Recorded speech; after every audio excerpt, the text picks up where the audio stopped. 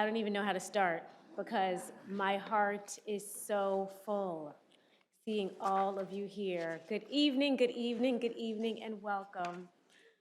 Yes, yes, woohoo, welcome. I'm Modupe Akinola, the Barbara and David Zelaznik Professor of Business and the Faculty Director of the Bernstein Center for Leadership and Ethics.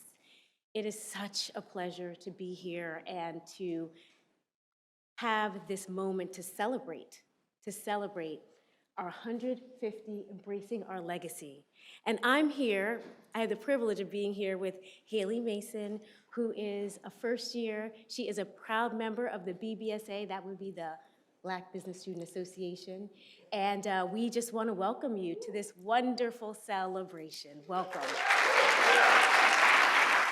And thank you, Professor Akinola. It's truly an honor for me to be here. Again, I am Hayley Mason, and I have to say, wow.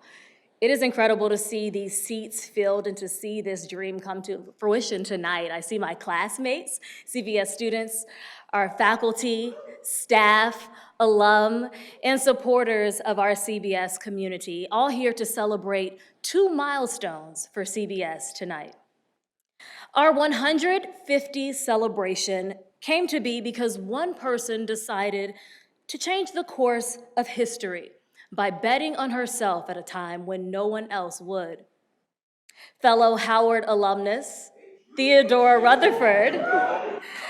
Theodore Rutherford matriculated through CBS a century ago. She became the first Black student to graduate with a master's degree in accounting in the class of 1924.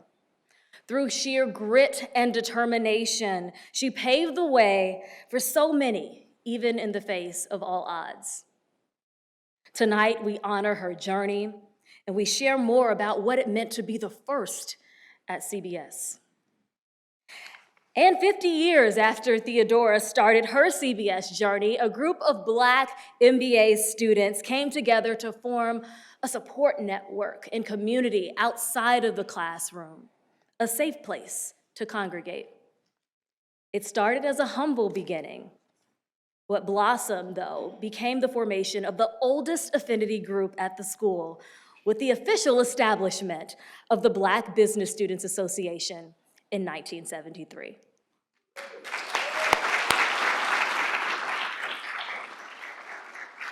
So we're embarking on a year-long celebration, and our theme is honor, celebrate, and educate. Why these 3 words that were carefully chosen? Honoring the impact and contribution of Black students at this school and of Black alums and all that too. To celebrate Black excellence and thought leadership. And also to educate on the true, authentic experiences and stories of our students, of our alum, of our staff, of our community that has contributed to CBS being what it is. Thank you for that note. Before we get into our program tonight, we would like to first take a moment for silent reflection. May we honor the lives of those who have come before us. May we mourn present injustices and demand greater. May we pay homage for the sacrifices made that allow us to be in this space, striving to be better for ourselves, better for our communities. May we speak the names of our ancestors and honor the lives that have come and gone before us.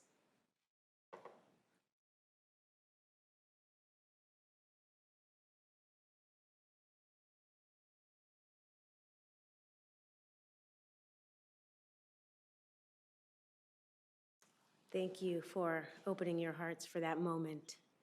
Because it's true, we really do stand on the shoulders of giants. And there is one giant in here, there are many, but one in particular whose shoulders many of us have stood on. And I would like to introduce him up here, Michael Robinson. Yes.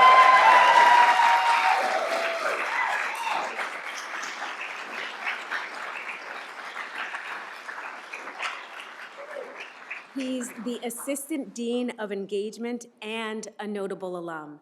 And he is one of the people who several years ago said, we need to remember to celebrate this, we need to start thinking about this, we need to start planning this, and continued to chat about it, and this is happening now as a result of this giant whose shoulders we stand on. So Michael, please join us.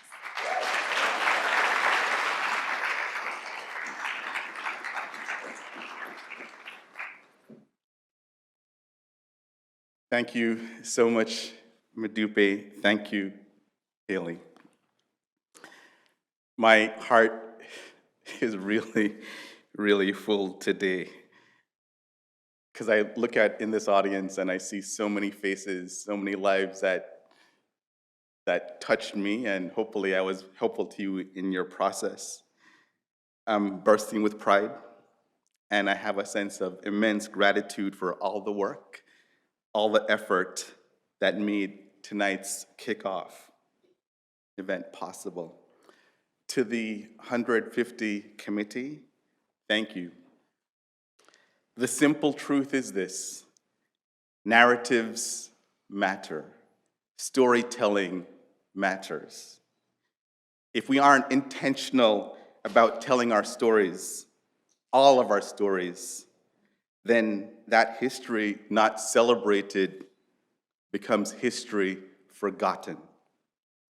And far too often, history forgotten can become history denied, legacy denied. So let me be really, really clear.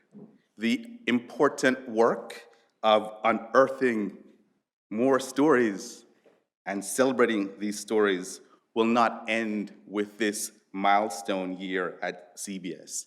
This is a starting point, and we commit to being more intentional about the work. Tonight, we rightly celebrate a courageous trailblazer, Theodora Rutherford, a proud HU graduate who came to Columbia Business School to further her dream of being an accountant. And I still remember the excitement that the research team felt when the archivist at Howard shared 100-year-old images of Theodora from an old campus publication called The Bison. And in that same issue, there are images and writings of another trailblazer, one of our classmates, Zora Neale Hurston, the literary icon. So it's early 20s, and students like Theodora and Zora were breaking barriers and charting new paths. Both women were leaders. Remember that women in the 1920s generally were not encouraged to pursue business careers. Theodora did it anyway. We found this 100-year-old photo of the members of the business-focused student club at Howard. And in the picture, you see 3 women surrounded by 40 men. Theodora, unsurprisingly, was front and center. She was an editor for the school's business magazine, while Zora was co-founder of Howard's newspaper and edited the literary magazine. Like Theodora, Zora got a scholarship to grad school at Columbia, studied under Frank Boas, widely acknowledged as the father of American anthropology. Beyond her writing fame, Hurston was arguably the first female Black filmmaker, a 2-time Guggenheim Fellow, an accomplished cultural anthropologist. Yet after the publication of her 1937 classic, Their Eyes Were Watching God, she would struggle so much financially that she had to work as a maid and eventually had to live in a county welfare home for women. When she died in 1960, she was buried in an unmarked grave. Tonight, our focus is on Theodora, and rightly so. But I draw the parallel to Zora Neale Hurston because it provides a very powerful example of what happens when folks stop paying attention.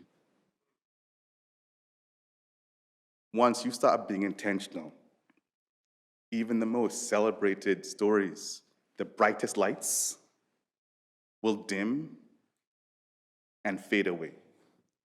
So we acknowledge the tenacity and spirit of our trailblazer, Theodora, so that her story will live on. And it's a story that we have to tell and a story that we have to celebrate. Much of what we know about Theodora comes from a very powerful example of allyship from the work of an academic and accounting professor, Teresa Hammond, who as a young doctoral student had this deep commitment to research and document the experience of Blacks in the accounting profession. Her dissertation formed the basis of a seminal book that chronicled the history of Black CPAs. In fact, much of what we know about the first 60 years about the experience of Black CPAs comes from her groundbreaking research. When you actually hear Theodora's voice, it is from a Teresa Hammond interview. Theodora Rutherford was brilliant. She was 19 years old when she graduated from Howard. She had the best scholastic record of any student in Howard School of Commerce and Finance, earning her scholarships to Harvard and Columbia for grad school. Thinking that New York City would have more opportunities, she chose Columbia, but it was a difficult and socially isolated experience. None of her white classmates would eat with her in public. But Theodora, true to her nature, would persevere, and in 1924, with her MS in accounting, became the first Black graduate of Columbia Business School. According to Hammond's research, in the mid-1920s, only about 36% of the CPAs born in the United States had a college degree. In fact, there was no state in the country that required CPAs to have a college degree. However, the credential required work experience at a CPA firm. So with her CBS degree in hand, Theodora began her job search, but no accounting firm would hire her. This kind of discrimination was rampant and pervasive and would endure for decades. As late as 1965, of the 100,000 CPAs that were in the United States, only 100 were Black. I can only imagine Theodora's frustration. Black brilliance being turned away by men not as smart as she was, men not as capable as she was, men not as credentialed. There's a famous poem by Langston Hughes called Harlem that opens with a question. What happens to a dream deferred? For Theodora, it didn't dry up or fester. She held on to it. Denied her dream, then she turned to teaching at an HBCU in West Virginia and began this lifelong commitment to developing other people. She kept at it and persevered until she finally got her CPA in 1960, 36 years after getting her Columbia degree. Despite the gap of almost 4 decades, Theodora was the first African American in the entire state of West Virginia to get a CPA. This is the resilient foundation, the shoulders upon which every single Black graduate of this school stands on. Theodora was our first giant, and we are eternally grateful. While her spirit is in this room, Theodora passed on from this life in 1993, but we are honored today to have her great niece in the audience, Dale Dobson. Dale helped us shape how we honor Theodora as only a family member can. And for that, We asked Dale to kind of stand. Where are you, Dale? Okay.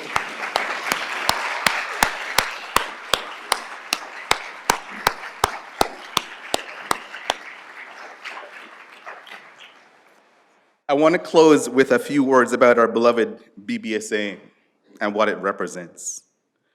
For decades after Theodora matriculated at Columbia, there were never more than a handful of Black students in a class. Numbers so small that you could literally count them on one hand without using all your fingers. For those early pioneers, it was a lonely experience, sometimes a painful experience, as they were often surrounded by folks who did not see them and certainly did not believe in their potential. So once established, the BBSA for many was and still is a home base, a safe space that to many of us felt like family. Over the course of this year, the 150 Committee will release several short-form videos that will help tell the BBSA story and to help preserve the important legacy. So tonight we're going to premiere the first trailer for this series.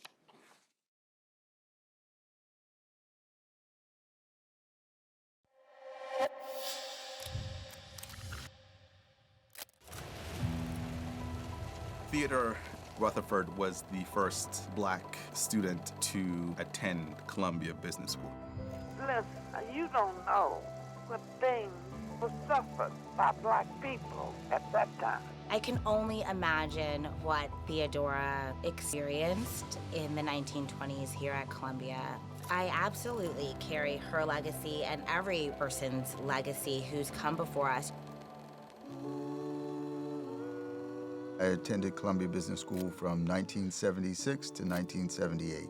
It was two Columbias. You know, there were the white students and the Black students. We all had very high esteem of ourselves. We had no question in our minds that we couldn't perform at the very highest levels. I remember my first day at CVS. I remember when the teacher walked in, we all looked at each other, kind of all said, okay, here we go, and the journey began. I'm about to do something game-changing in my career, and I was not wrong. I looked at this business school experience as an opportunity to take a bet on myself in every way, shape, or form. I feel like I have the best job in the world where I get to teach 280 students every year, and I feel like I learn and grow, and to be able to help develop the next generation of business leaders is a gift and a privilege. I can't really even imagine what my experience would have been like without the BBSA. It was a very important organization to me and really helped shape my experience very positively at CBS. We are the descendants of extreme resilience. There's a lot of pride there, and I think a lot of responsibility to continue to carry the torch, to not become complacent, and to strive to continue to expand the balloon of what's possible.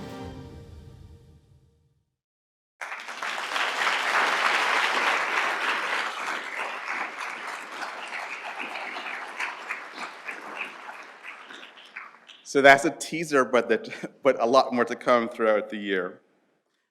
Now we're going to take a moment to celebrate the present, and we'll hear from our current BBSA co-presidents, Renee Sowell and Martavius Leonard, who will share a bit more about the BBSA history and also speak to the importance of the BBSA to students at Columbia and beyond.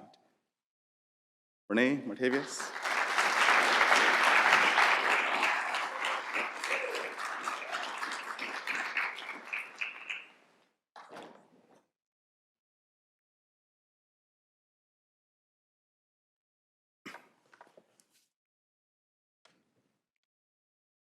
In 1973 was an incredible moment for Black people here in America.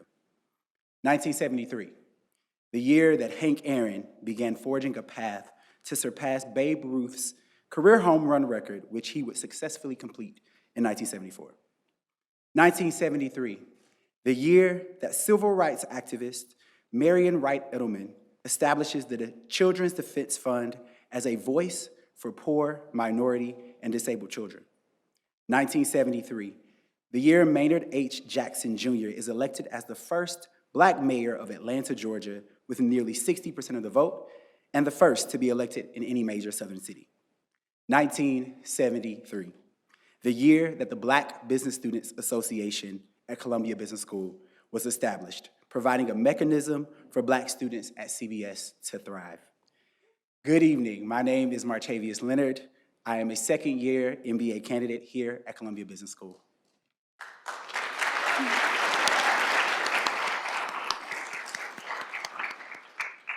And good evening. My name is Renee Sewell. I'm a second-year MBA candidate at Columbia Business School. And we have the honor of serving as the co-presidents of the BBSA during this historic 2022-2023 academic year. We are incredibly honored to follow in the footsteps of past BBSA presidents, including James Clark II, Arthur Polk, Nicole Pullen Ross, Robert F. Smith, Keisha Phipps, and countless others, and we are excited to see continued growth within our community.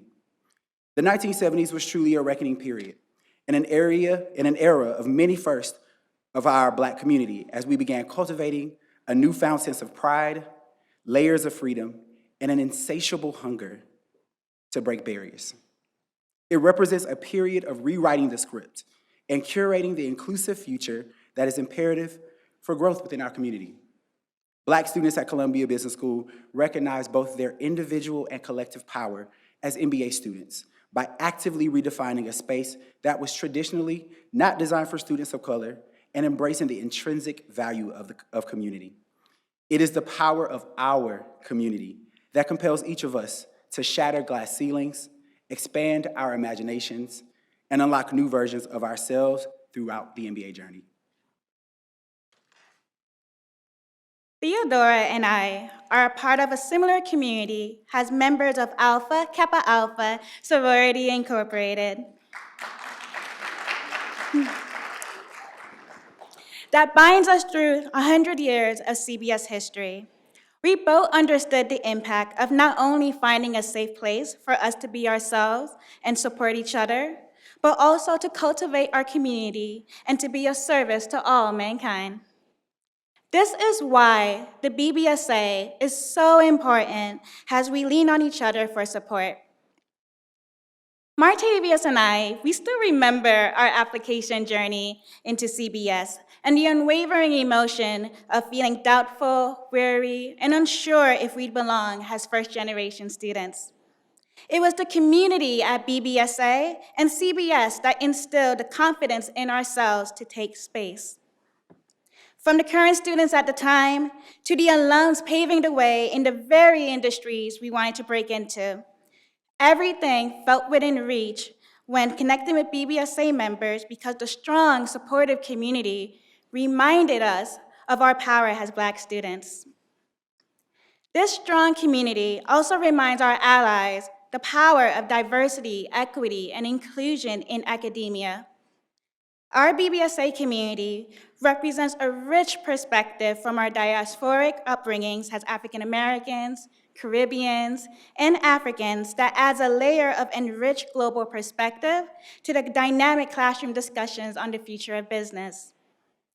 Our BBSA members are also paving the way in reshaping the culture at CBS and embedding the inclusivity in every touch point on campus as general student body presidents, orientation peer advisors, and presidents of several professional clubs on campus, like the Management Consulting Club, Innovation and Design Club, Media Management Association, and the Newfound Beauty Club. It is our collective impact, coupled with the evolving cultural changes at CBS, that led us to now have the largest BBSA membership class in history of over 150 Black identifying students.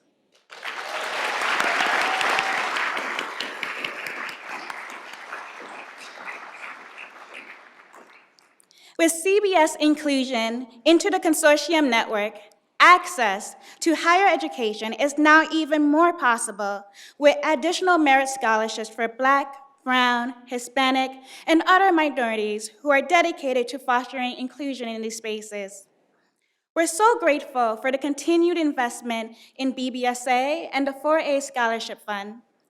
It creates opportunities for us students to reimagine what's possible and with the financial resources for an Ivy League education that can change the entire trajectory of our lives. Sponsoring BBSA also amplifies our impact on campus and creates a safe haven for our community. With a membership of this magnitude, it is crucial for us to continuously identify opportunities to ameliorate the MBA experience for our members. Our executive board continues several traditions in BBSA programming and events that allow us to showcase the power of our community. From inviting prospective students into our community at Diversity Matters, to fellowshipping with our peers at our annual Theodore Rutherford Retreat, we provide ample opportunities to create space for each other's professional and personal development. This year, we included several wellness activities, such as the Women's and Men's Retreat, for us to lean on each other as we navigate the joys and tribulations of the business school experience as Black students. But by far, our most coveted event to date is our annual Elevate Conference, which will take place this year on March 31st through April 1st. Established in 1981, Elevate is the longest-running student-organized event at Columbia Business School and is a nationally recognized conference for minority professionals to connect and prepare for high-impact leadership. Our theme, Epic Ascents, Breaking Barriers and Reaching New Heights, will seek to honor industry changemakers while providing attendees with tangible resources for career development. This year marks the 41st anniversary of the conference's inception and will set the stage for the next generation of business leaders at CBS and beyond.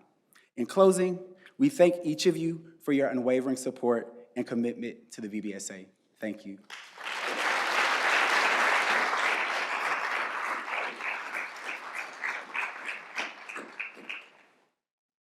Thank you, Renee and Martavius, for your leadership. And I can't tell you what it felt like on February 1st to walk into Kravis and to see a bunch of the members of the BBSA and to hear, "Happy Black History Month, Professor Akinola." I was like, oh my gosh, this is amazing. And there was music, DJ, they did all these great things. So thank you all for your presence, feeling your presence, and for all you do. I have the opportunity to recognize a special group that has joined us in the audience today. And they are the Harlem Small Business Development Center, which is an essential center at CBS. And its focus, it's committed to supporting the economic sustainability of our Harlem community and beyond. And we're joined by their inaugural class of high school students from the First Generation Entrepreneurs Program. And this program equips students with key financial management and literacy skills in order to prepare them for higher education and a career in business. And so tonight, we not only have the first class of graduates with us, but the Commissioner of the New York City Department of Youth and Community Development, Keith Howard. So if you could please stand, Keith Howard, and if you could stand the members that are here, that would be lovely. Yes!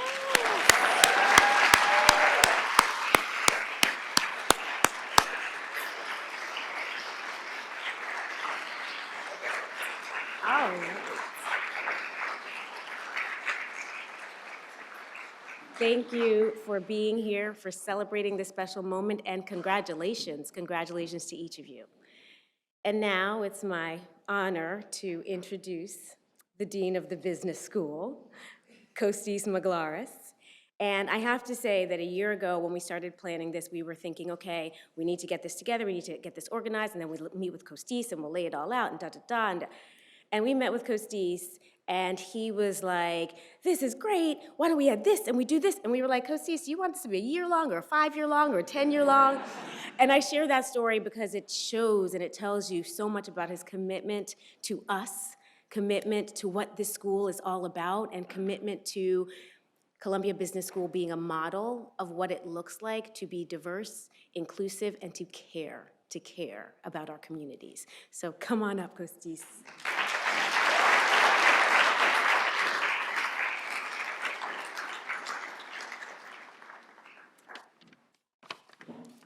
So I am going to keep my comments short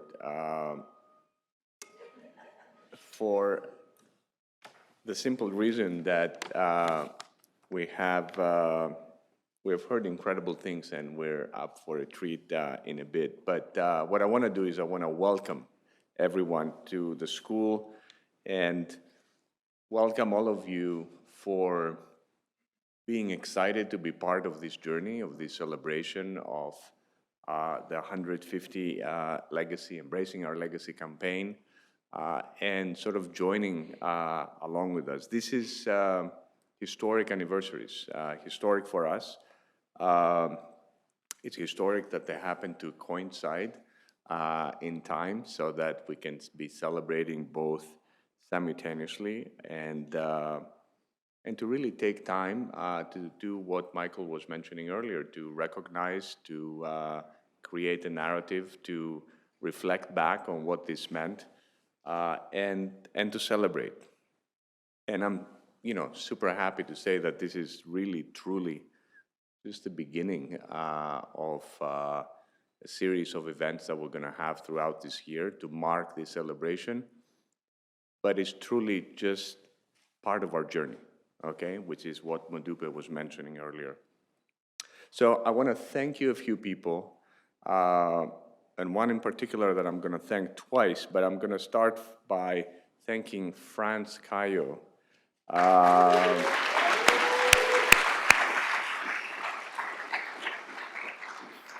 Franz is an amazing alum of the school who came back to lend his expertise for us to plan events, media, PR, and to drive this very long campaign with us as our director for the 150. I'll thank, the person that I'll thank twice is, I'm going to just mention, is Michael Robinson. So I'll thank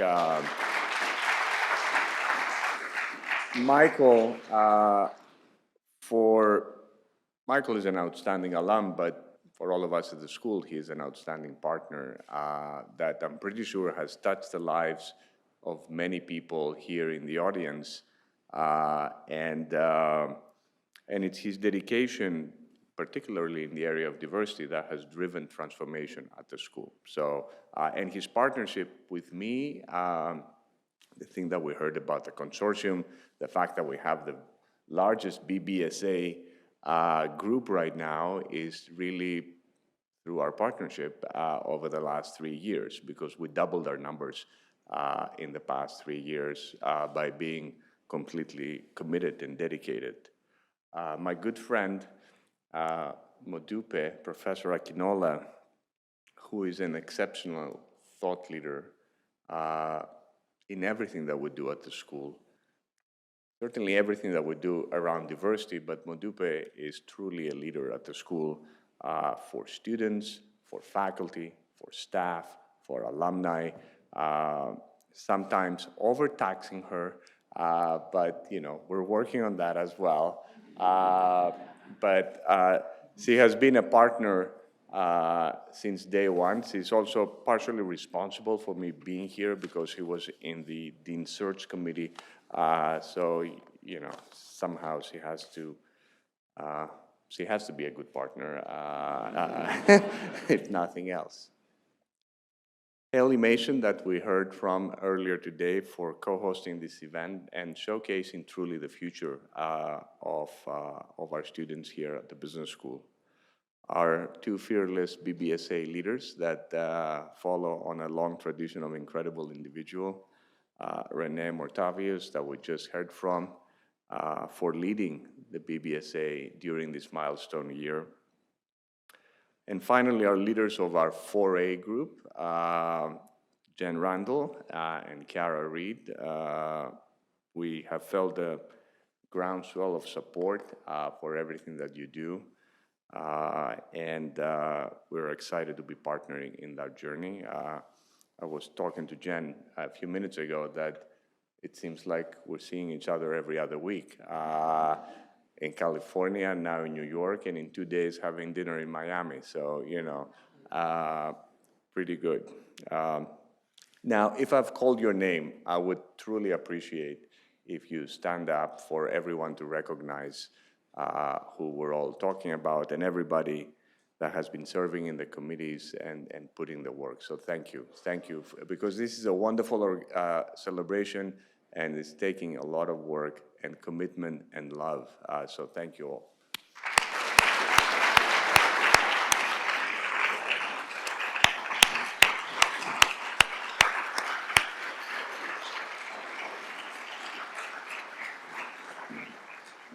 So I'll circle back, and I'll circle back briefly to Michael, because this whole celebration, I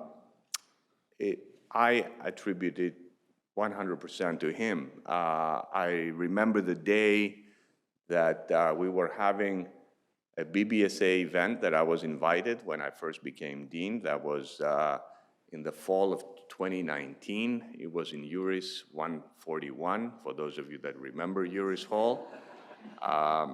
It was in person, pre-COVID, and Michael walked us through a presentation of the history of Black students at the school, mentioning Theodora and her arrival at the school as the first Black student in 1923. And then going through to talk about BBSA and everything that has happened since then. And it was during that time, right after that meeting, that he and I chatted, and he said, we should celebrate that. And we really put a mark down to celebrate it in 2023, which is now, today. He had been a champion, of course, for about 20 years at the school.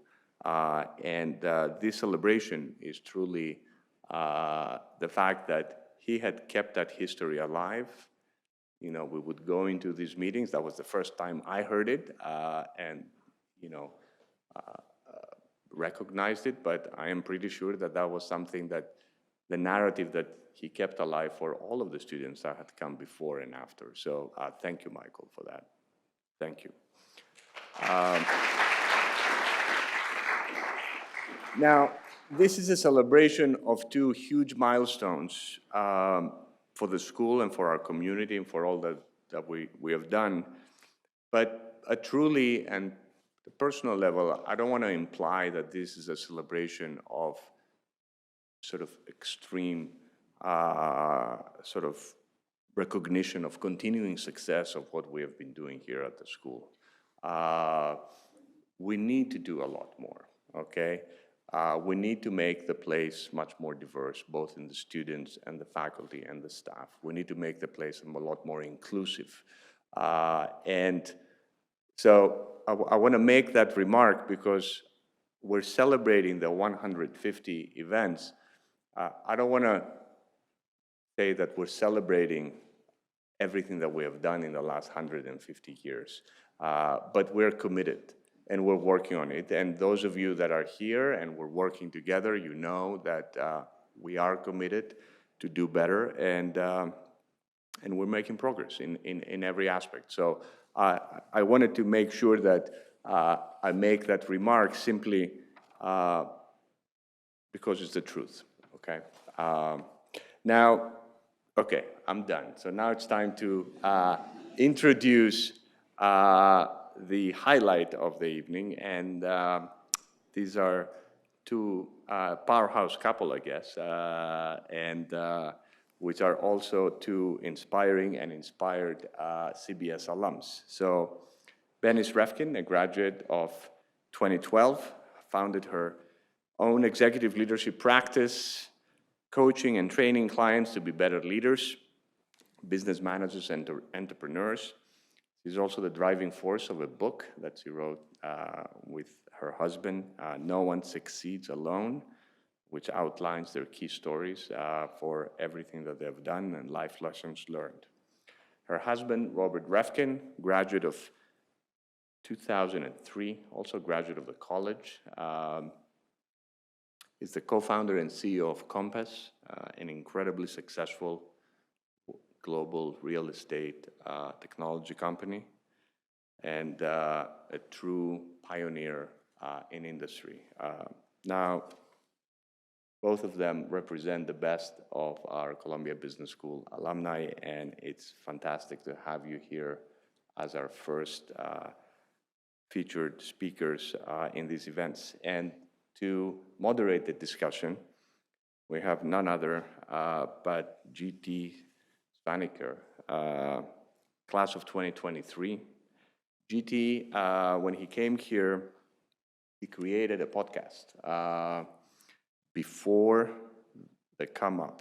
And in this podcast, he showcases conversations with fellow students and peers to promote really connections within the Columbia community and sort of create a tighter bond. So who would be better to moderate the discussion with this powerhouse couple than GT? So the floor is yours. Thank you all for coming.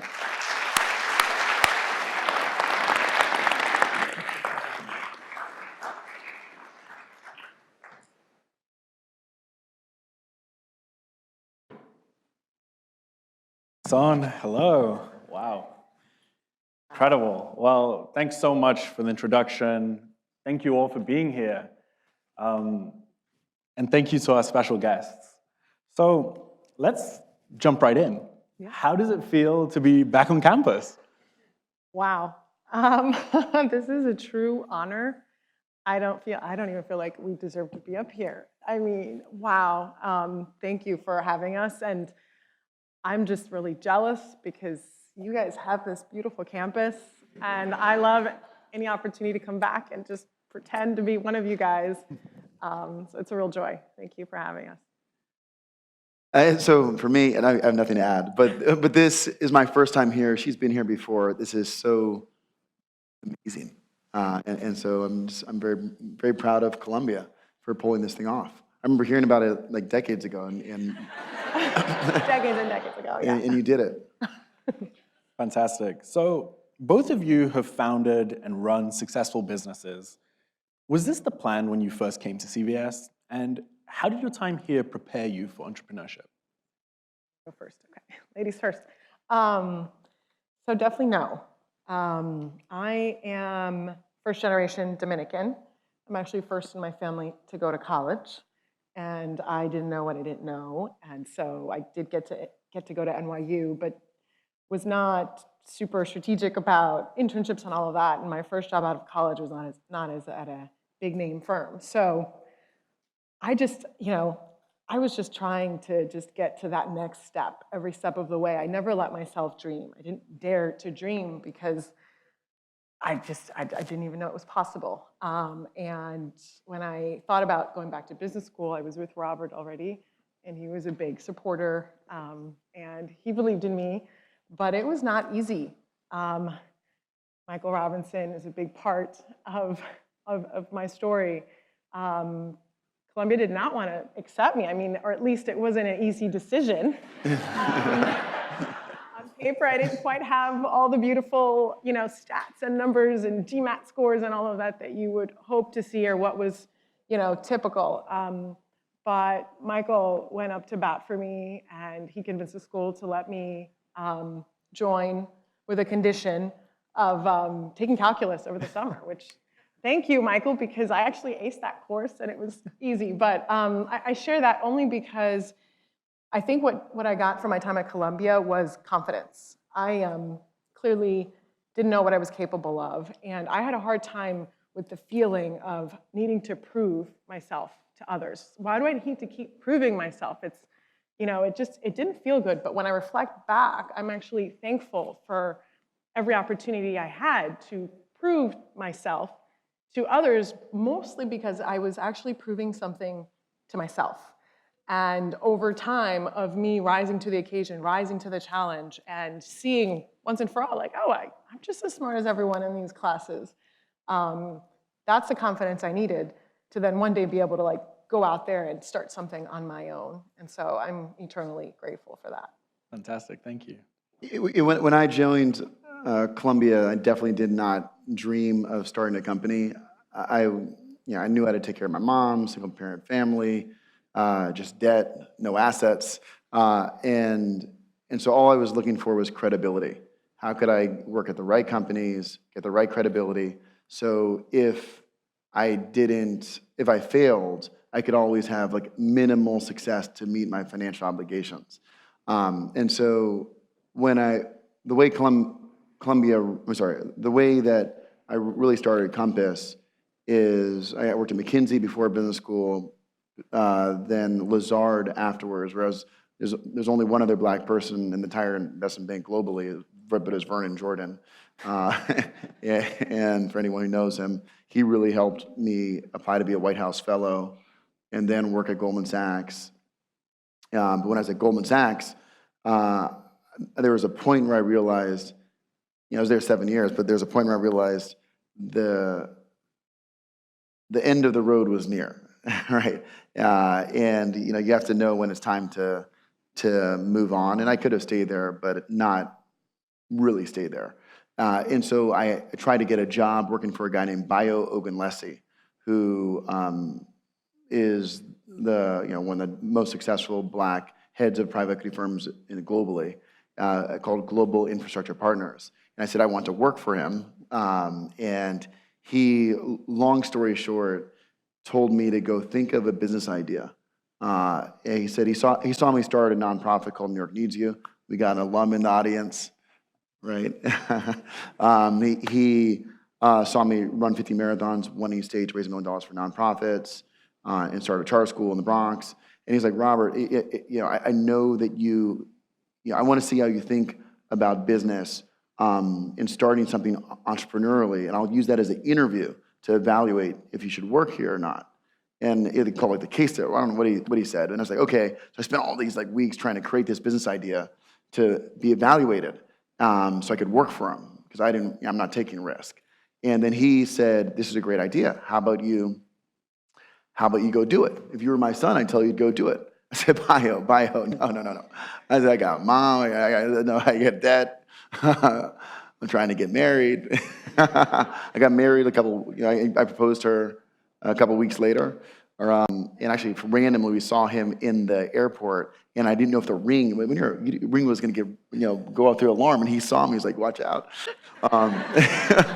But he said, I said, I can't take the risk. I said, I only did this for the interview. And he said, Robert, how about this? I'll be your first investor. I'll give you $500,000. And if you fail in a year, then I'll hire you. And I looked up and I was like, well, how do you say no to that? I'll pay myself $75,000. Okay, sure, we'll figure it out. And so it's a long way of saying that Columbia Business School was an important thing for me as, again, I think we all have the, what do you call it? Imposter syndrome.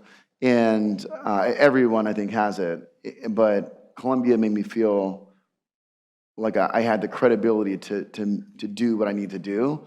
And I think it did help in a lot of those things. A lot of those things I mentioned none of them. It's a game of inches. One thing doesn't happen, that thing doesn't happen, so on. And so Columbia was pivotal to the road to Bayo Ogunlesi. Incredible. So as much I'm sure CBS prepared you well for the business world, I know for a fact that a big part of your success is each other.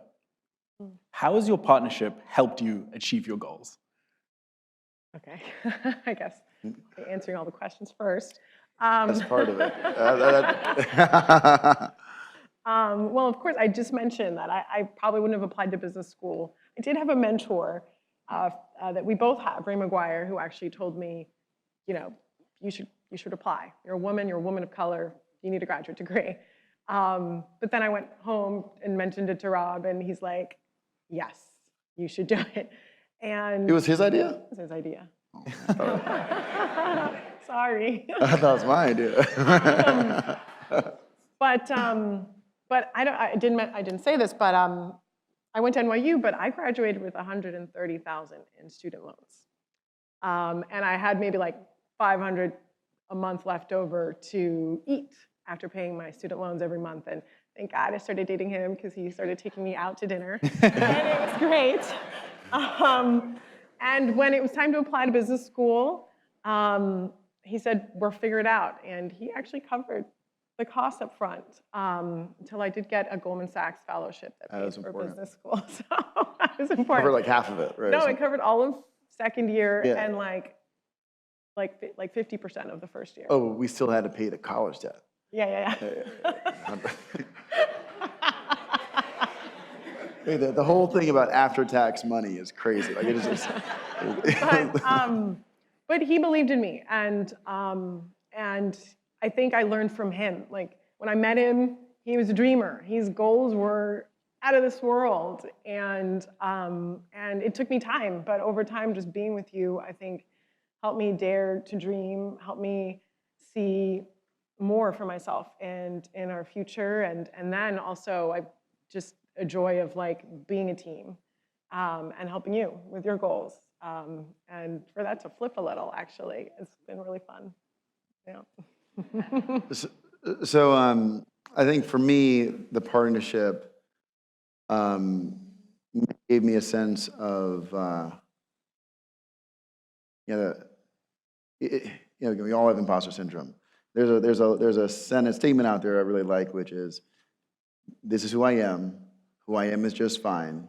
I'm not going to let anyone make me feel bad about who I am. And I sometimes try to get my daughters to say that. I think without knowing that statement, I think she made me feel good about who I am. Despite what I did or like what I would, the energy I'd bring into a room, all that passion was driven by a feeling that I don't belong, right? The amount I worked in these places, as Michael knows, is not normal or acceptable by any.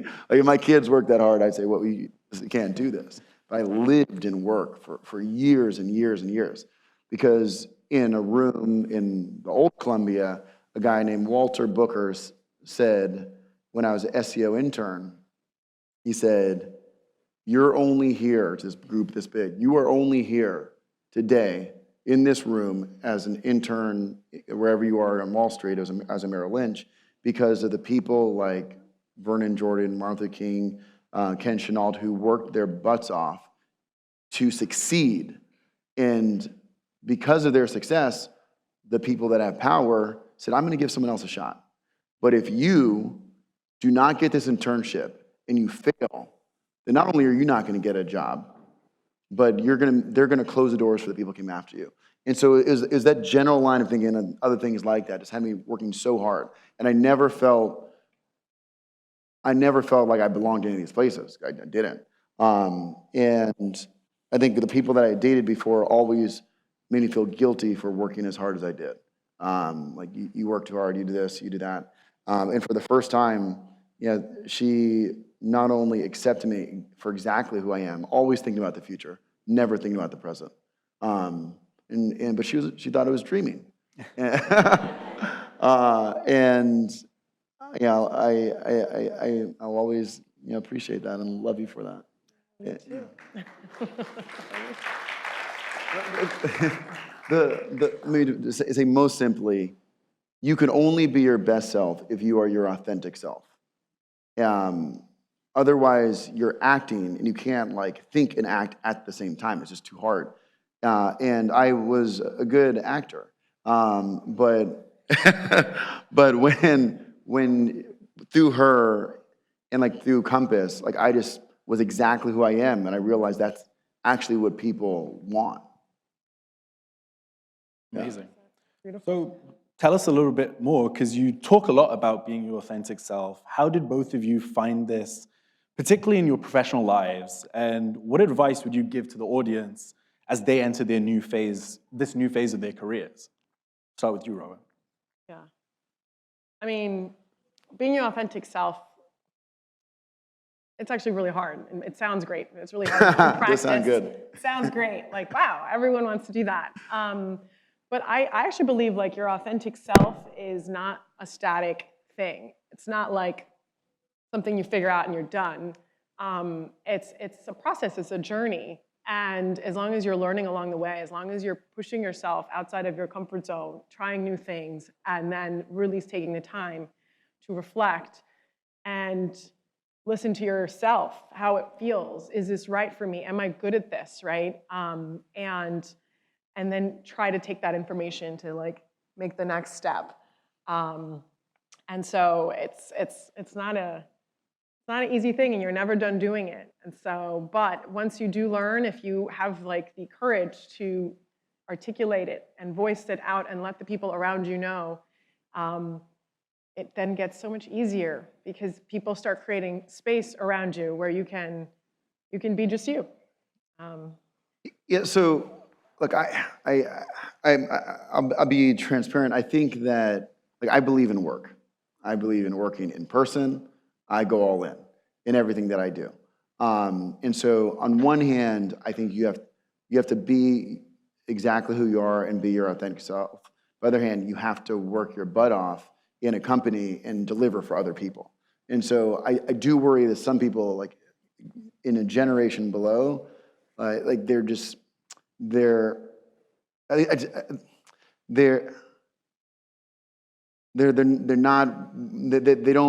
not doing what the people before me did. And I don't have the words to crisply say it, but I do believe we have to, our entire population, we have to realize as much success as possible, again, for the people that come after us and honor the people that came before us. And so I think, I don't know, I don't have a really good, it's complicated stuff, but. That's really hard. Like you know what I'm talking about, I know right? what you're talking about. Like, you can't skip over like the hard work part. Like being your authentic self being doesn't mean that you get to like not do the thing that you got to do. You got to earn your stripes. You got to. Like I remember, like some of my friends way back in the day, they were like, "Oh, I don't want to work for anyone. I want to work for myself. I don't want to be my own man." Like I don't think that's being your authentic self. I think being your authentic self is when you meet someone, and you're like you can feel their energy, and like you ask them. There are two people you meet in an elevator. One, how was your weekend? Oh, it was just fine. The other one, how was your weekend? Oh, I met this wonderful person. She's blah blah blah. Like you could feel the energy. It's like being who you are and really showing your unique energy. But it doesn't mean not working your butt off to deliver for other people.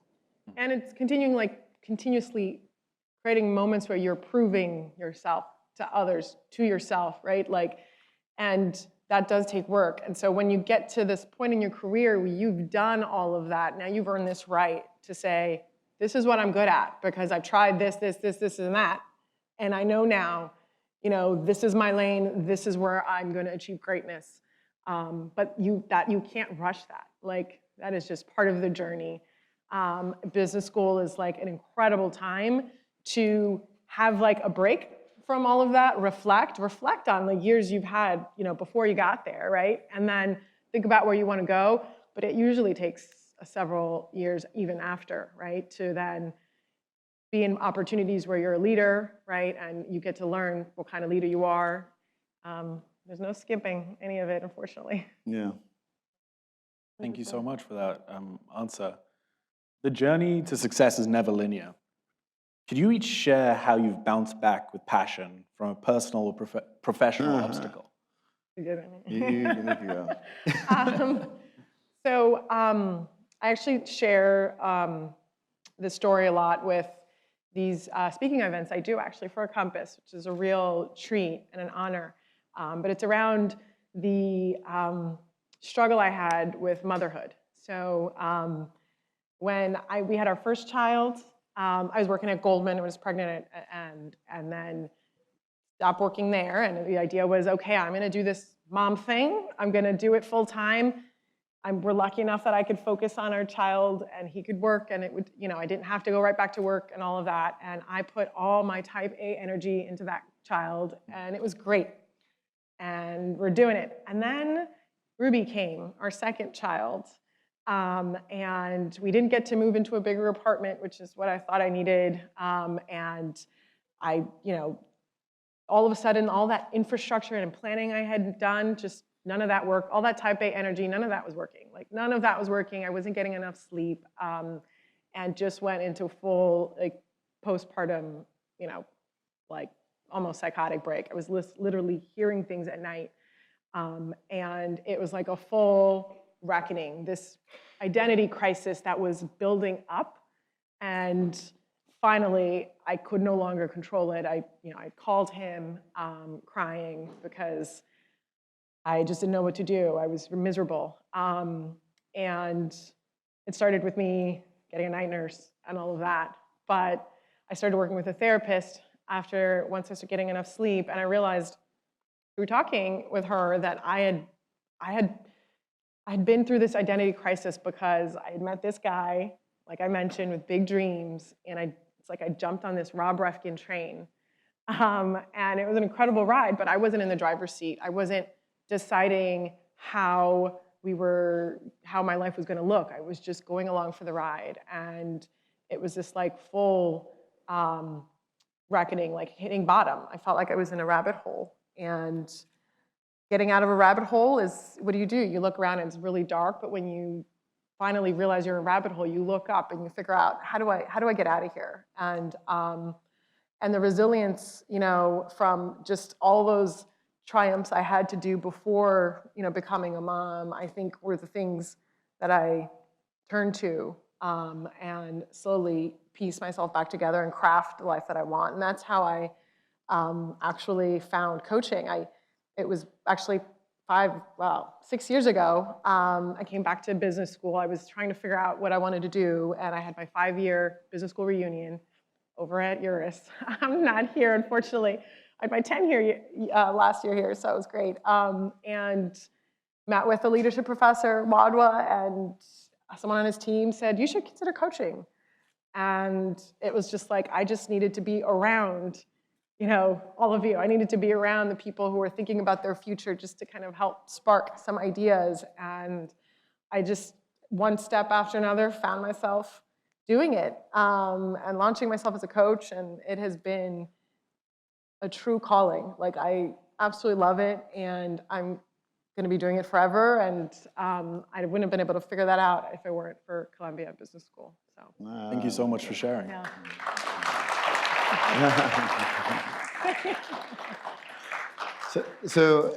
Look, first of all, I feel fortunate and lucky for everything that I've ever had. But I do think, like, I've had many more failures than successes. I was a C student in high school, which for me was like, compared to everyone else, was failing. But I got into Columbia. I was a C student in college at Columbia, and not C+, I mean C. Yeah, but I got into McKinsey. At McKinsey, they did not let me stay, and they would not invite me back, but I got into Columbia Business School. At Columbia Business School, I think I did somewhat okay, but I didn't graduate with a job.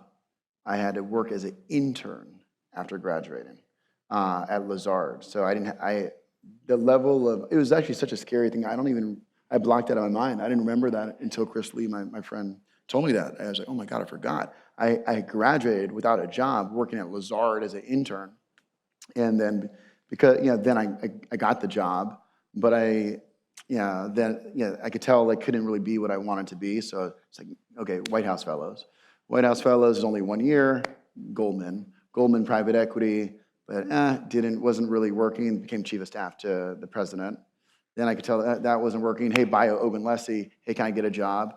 This whole thing. Okay, sure, I'll start a company if I get a job. The ultimate salesman, clearly. I can convince all these people. But my point is, there's a life of feeling like failure. Then you go to Columbia, and I was like, okay, I'm all in. For the first time, I'm not going to think about anything else. I start these things on the side. I'm going to cut everything off, which was now 10 years ago. And I'm 20. From Compass. Oh, Compass. Urban, sorry. Compass. I thought you said Columbia. I'm only going to do, maybe I did. I'm only going to focus on Compass. But the story of an entrepreneur is just a constant failure. That's all it is. And you're just like bouncing back with passion again and again. But it's like, I would describe it emotionally as, you climb a hill, like you're climbing a hill, you're like, oh my God, I'm there. Oh my God, it's so hard. You're there. And right when you get there, there's like another hill. Like it's a nonstop hill. And then you get to fall down, you go back up. And then the Compass goes public. It's almost like a $10 billion company, and it's a Fortune 500 company. And things are on top of the world. But then but then mortgage rates go from an all-time low to a 20-year high in less than 9 months. The transactions decline in this industry faster than any time in history, faster than even the global financial crisis, and things are tough. But like, how do you get through it? One, there's two things. One, my dreams are always greater than my present. So it doesn't matter if you're good or down, whatever, you're dreaming big. And that gives you the energy to move forward. Two, what I noticed is no matter how bad things are, or whenever it's like, everyone's complaining, I'm like, well, the good news is, right? There's actually, like, and I'm starting to notice it in different people. Like, because there's always like challenging things, but sometimes people will be like, well, the good news is, but I realize for myself, when I say the good news is, I actually do not know what the good news is. I say the good news is, and while I'm saying it, I'm thinking of what the good news is. And so I would just urge you to do that for yourself. One, dream big, because it will give you the energy to move forward. And don't be scared of dreaming. But then two, when there's a hard thing, just say, well, the good news is, and then think about what comes up after that, because there's always a positive side. Wow, what an incredible way to bring this conversation to a close. Thank you so much for speaking so candidly and sharing such gems with the audience. Thank you once again. Let's give them a round of applause.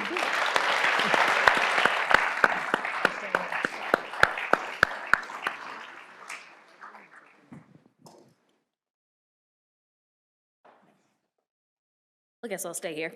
We're gonna move over. But one thing that resonated with me is you can only be your best self when you are your authentic self. Thank you for that, Jim, because I think we're beneficiaries of you all digging into being your authentic selves tonight. And I know I could see some of myself in your story, and I feel like many of us in this room here tonight could echo the same. So thank you, thank you, thank you for your time and your authenticity tonight.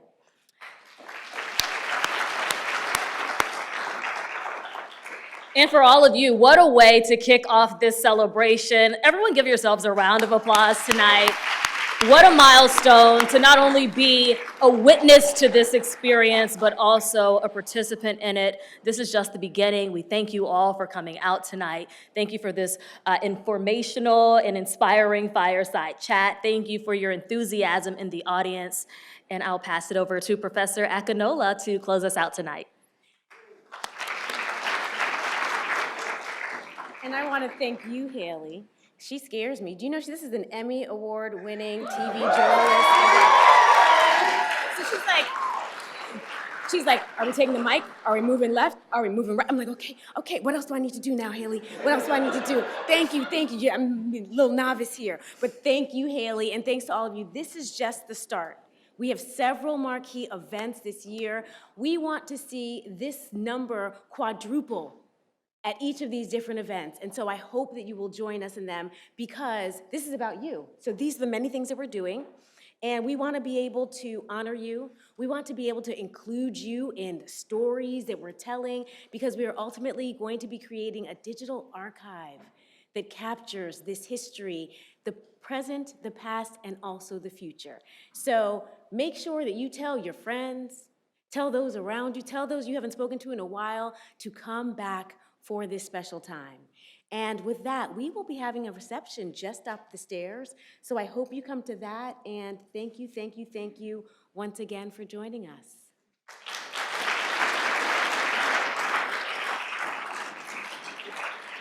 And this reception is featuring treats from our local community. So it's extra special. So don't just run out. Go up there. Thanks again.